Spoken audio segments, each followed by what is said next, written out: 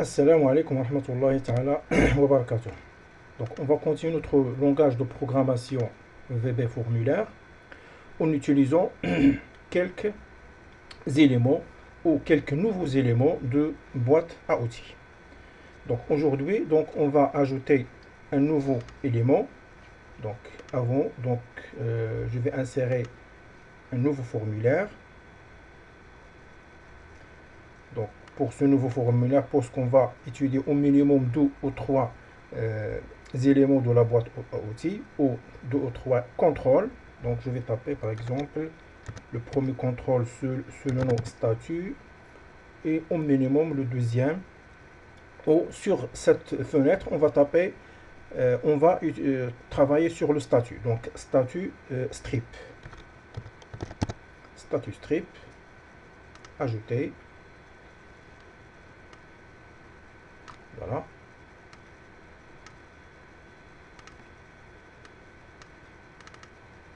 CTRL-C et on va aller vers le menu principal et on va l'ajouter par exemple sur fiche. Voilà.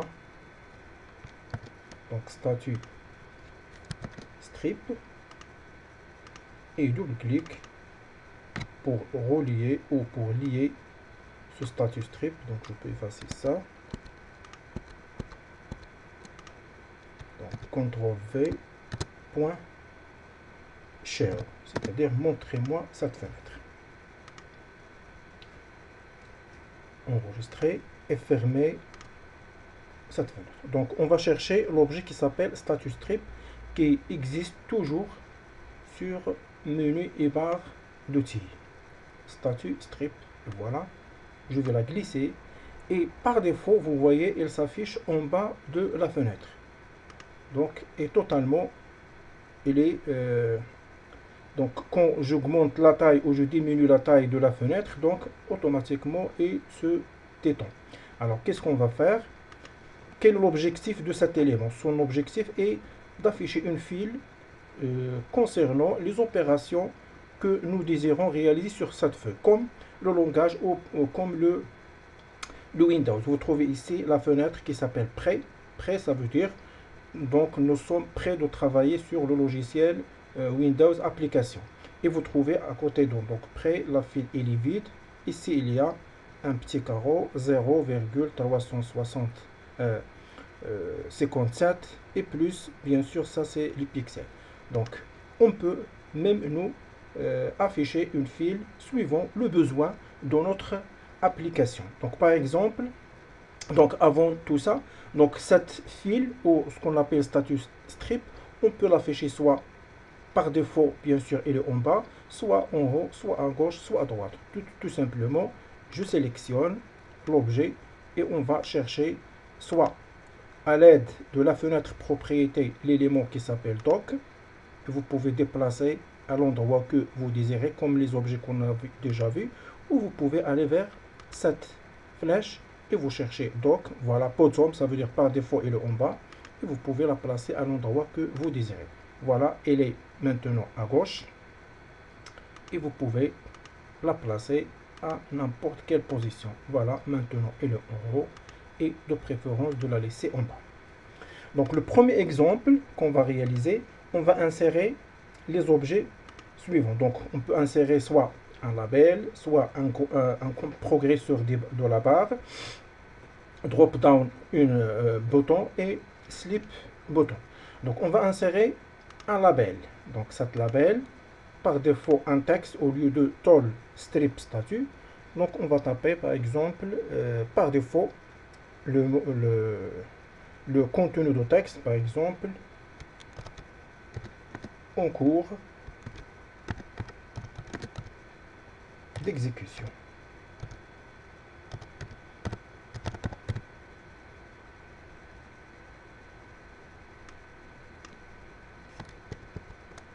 En cours d'exécution, voilà, il s'affiche au début par défaut.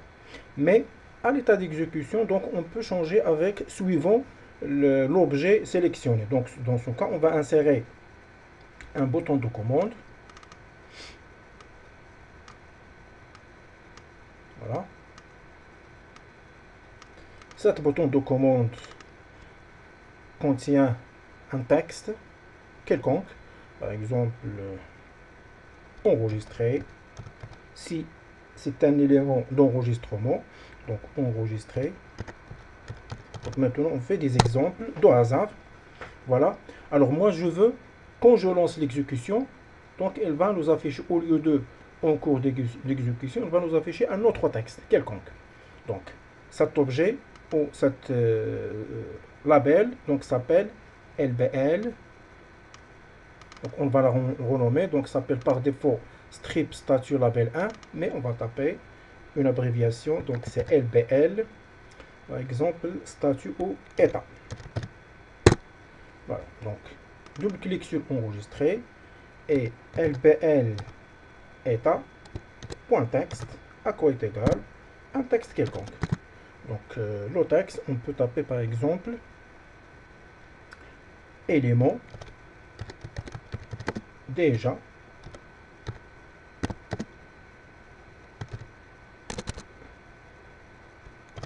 enregistré.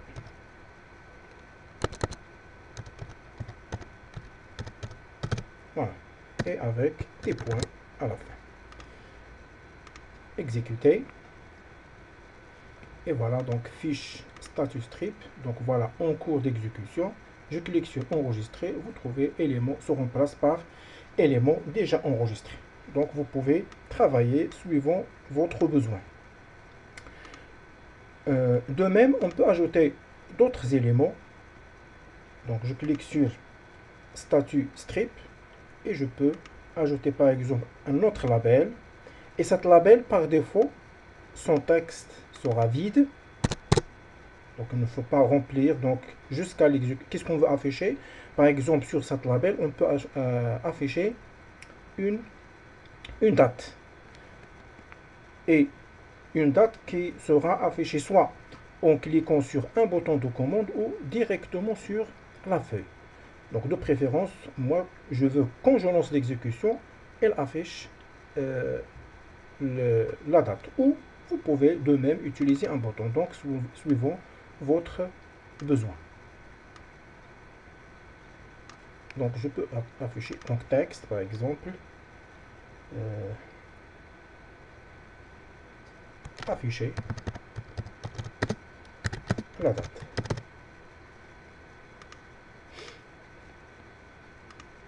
Donc cet objet, je dois donc, puisque son contenu est vide, donc on ne peut pas visualiser deuxième label. Donc qu'est-ce qu'on va faire? Je vais sélectionner premier label et je clique sur tabulation. Alors automatiquement tabulation se déplace vers deuxième label. Donc on va voir que deuxième label sous le nom Toll Strip Statut label 1. Parce que label 1 au début il est déjà renommé. Donc on va taper de même LBL date. Parce qu'on veut afficher la date. Et après, double-clic sur afficher.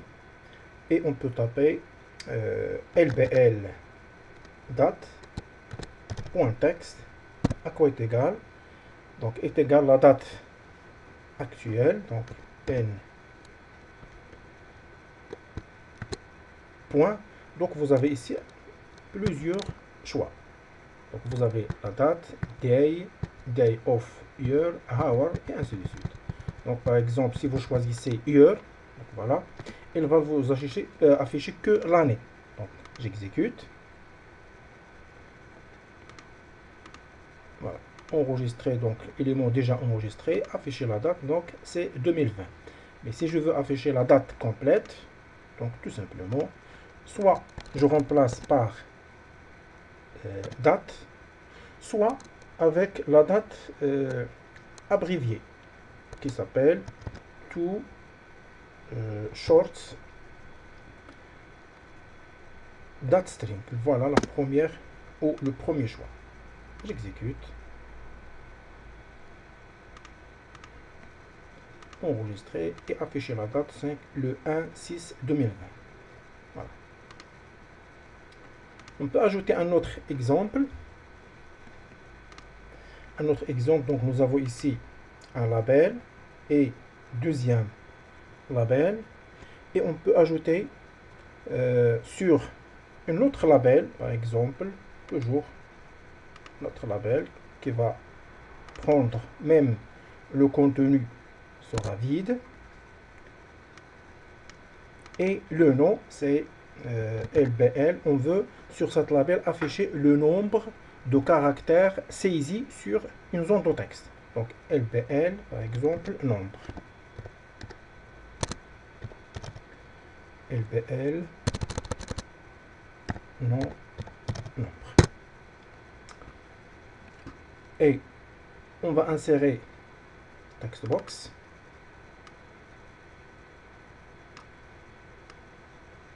Voilà. Et cette zone de texte, je vais laisser donc textbox 1. C'est très simple. Au lieu de la renommer LTXT texte, donc c'est simple, text box 1.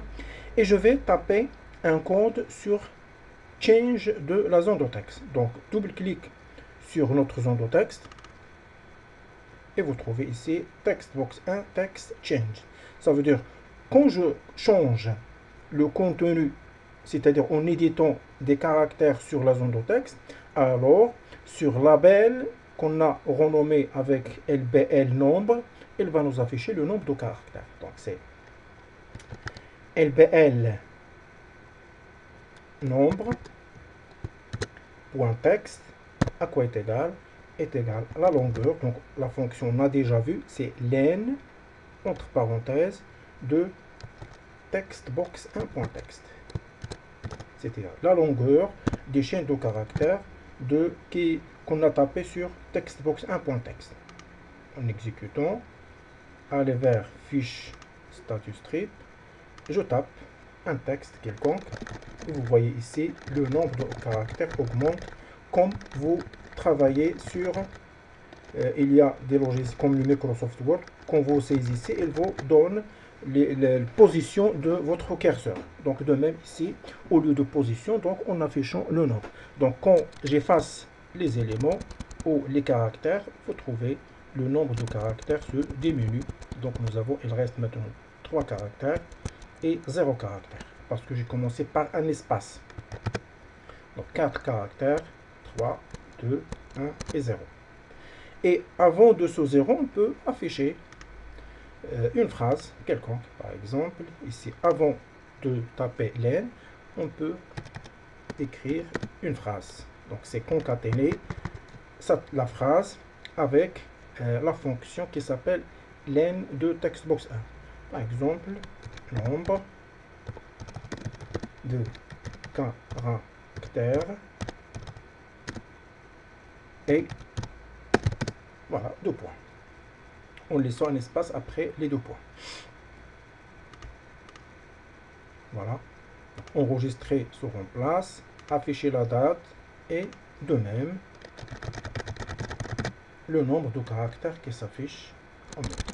Donc voilà notre premier élément. Donc on a donné quelques informations nécessaires que vous pouvez ou qu'on peut l'utiliser. Inch'Allah, c'est on va réaliser une application quelconque. Alors de même, donc au lieu d'effacer ça, donc on va ajouter une nouvelle feuille. Donc ça, sur cette feuille, on va réaliser ou on va étudier deux objets. Premier objet qui s'appelle group box. Donc je vais taper groupe.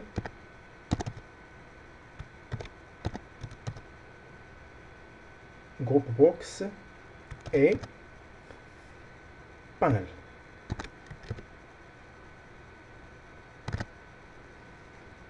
Sous ce nom, donc je peux le copier. Voilà. Et de même, on peut aller vers menu principal. Toujours. Voilà. Donc groupe, box et panel. Et double-clic sur groupe, box et panel. CTRL V. Point. Montrez-moi cette feuille qui s'appelle groupe, box et panel.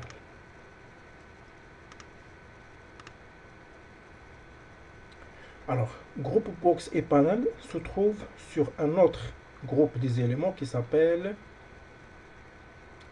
composant. Il y a un rapport.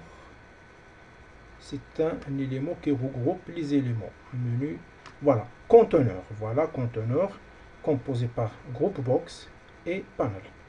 Donc, je glisse groupe box et de même, je glisse le panel. Et on va voir quel est leur objectif ou le fonctionnement de leur travail. C'est la même chose, presque, mais il y a une petite différence. Donc, quel est l'objectif de ces éléments? L'objectif principal, c'est de regrouper l'ensemble des éléments qui ont même fonction ou même travail. Donc, comme le système d'exploitation Windows, on va voir un exemple. Donc, je lance l'explorateur. Par exemple, si je clique bouton droit sur ordinateur, propriété, et on va aller vers, par exemple, outils, options de dossier. Vous voyez cette fenêtre composée par, voilà, parcourir les dossiers. Donc, il y a un cadre. Donc, ça s'appelle groupe box qui va regrouper. Donc, si vous cliquez sur ouvrir tous les dossiers, donc il va l'ouvrir de cette manière. Si vous cochez deuxième case, il va l'ouvrir de cette manière. Ouvrir chaque dossier dans une fenêtre distincte. Voilà. Et de même, deuxième groupe box, c'est cliquer sur les éléments de la manière suivante. Vous voyez ici 4 boutons. Et ici, il y a 2 cases à cocher.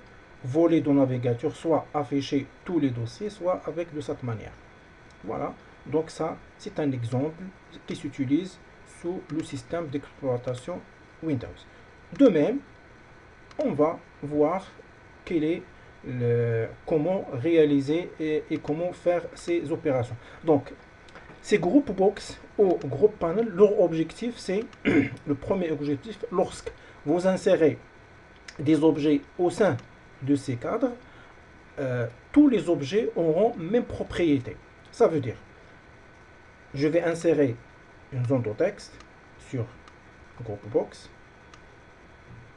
insérer par exemple un label, et je vais insérer checkbox.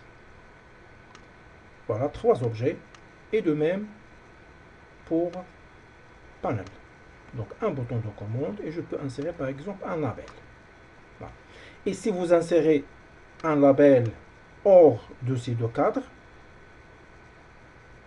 voilà, tout simplement un label. Alors, je sélectionne groupe box. Donc, première différence que groupe box, il contient un nom qui regroupe ces éléments et un cadre. Et pour panel ne contient pas un cadre. Donc, je vais lancer l'exécution. Fiche groupe box panel. Donc, vous voyez ici, groupe box 1 plus un cadre. Mais pour panel, donc le cadre est désactivé. Normalement, on peut l'activer, mais normalement, par défaut, il ne contient pas de cadre. Mais si je veux l'activer, donc je sélectionne et on va chercher la propriété qui nous permet d'ajouter une bordure. Donc, name. Ça, c'est scroll qu'on va l'avoir après.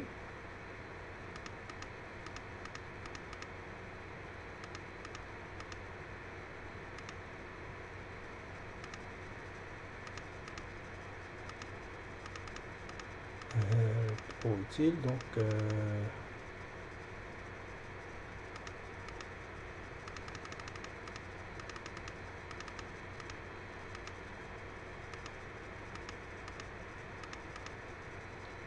c'est pas utile, donc on va vérifier pas à pas. Donc accessibilité, drop, auto scale, donc ça c'est auto scroll, ça c'est le scroll. Donc parce que le scroll pour panel, on peut afficher une scroll, c'est-à-dire une barre de défilement horizontale et verticale, mais que groupe box, on ne peut pas afficher la barre de défilement.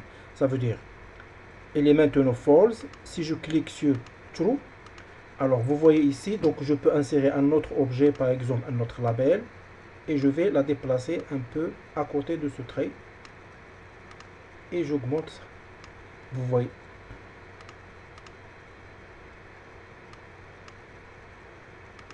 Voilà, border. Donc border. Donc vous avez ici border, c'est non. Donc vous pouvez modifier fixed ou avec 3T. Donc je vais taper fixed.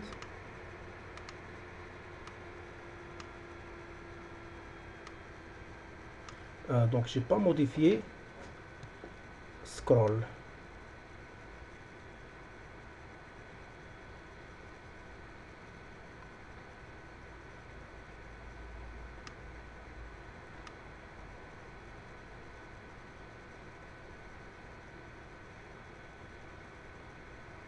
Donc border. Donc si je lance l'exécution, on va voir que le bordure sera affiché durant l'état d'exécution.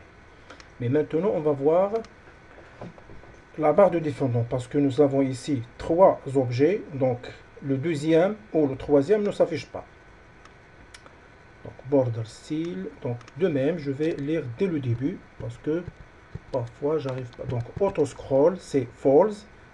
Je dois la renommer. Donc même si j'ai déjà cliqué sur true, mais il ne s'affiche pas maintenant. Donc normalement, vous devez afficher ici. Donc au lieu de false, c'est true. Voilà, barre de défilement. Donc elle s'affiche verticalement. Pourquoi elle ne s'affiche pas horizontalement? Parce que il n'y a pas des objets qui sont disparus ici. Donc si je déplace le bouton de commande un peu, voilà, la barre de défilement s'affiche horizontalement et verticalement. Si j'augmente la largeur, la barre de défilement horizontal disparaît. Et si j'augmente verticalement, donc de même, la barre se désactive. Donc voilà les deux différences. Première différence que pour scroll bar, vous pouvez l'afficher sur ce qu'on appelle panel. Et pour group box, il n'y a pas de propriété qui s'appelle scroll bar. Et de même, deuxième propriété, alors pour group box, il contient un titre que vous pouvez modifier son nom. Par exemple, on va l'appeler élément d'enregistrement. Donc un nom quelconque. Élément d'enregistrement avec S. Voilà. Mais pour panel, il ne contient pas de nom.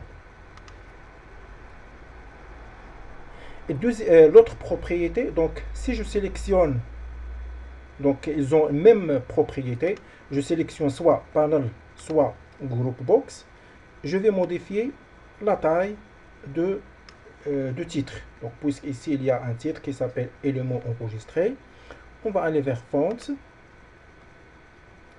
et on va chercher size. Au lieu de 8,25, on va taper la taille par exemple 14. Valider. Vous voyez tous les éléments qui sont à l'intérieur, leur taille change. Label qui existe ailleurs, sa taille ne change pas. Ça veut dire elle est unique. Mais group box, ça veut dire tous les éléments qui sont regroupés au sein de cet objet, leurs propriétés sont modifiées. De même, donc je sélectionne groupe éléments. Vous pouvez changer par exemple bold, voilà, gras, non gras. Et vous pouvez changer par exemple la couleur de texte, donc en rouge. Tous les éléments changent. Et de même pour panel. Donc panel for color, je vais commencer par for color avec cette couleur.